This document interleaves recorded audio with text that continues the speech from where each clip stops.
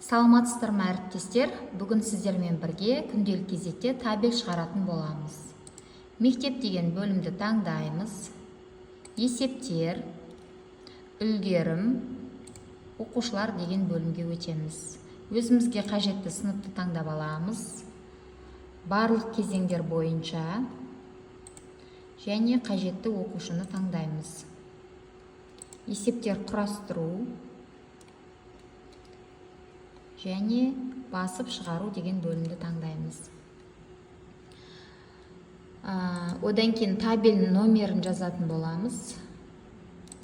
Табель номері менде 12.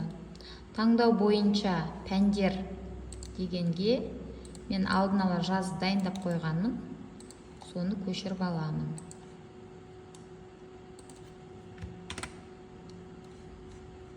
Тәртібі деген жерге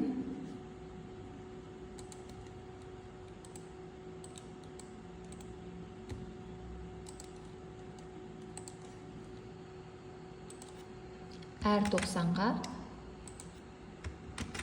үлгілі деп жазып шығамын.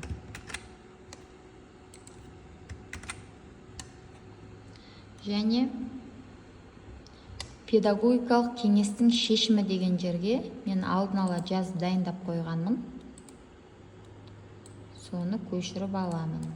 Егер мақтау қағазымен болса, мақтау қағазымен дегенді қосасыздар.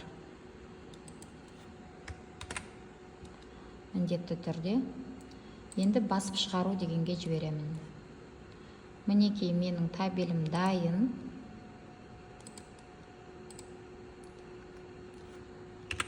Номерді таңдап печатьқа жіберемін.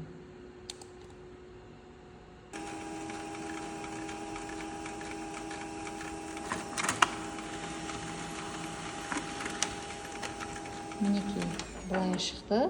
Дәл осы табелді, дәл осы күйі саламын. Әрине бұл менің принтерімде.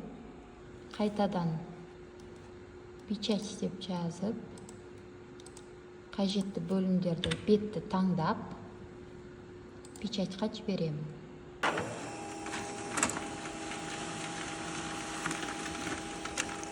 Мінекей табель дайын. Былай, оң болып шықты. Назарларыңызға рахмет.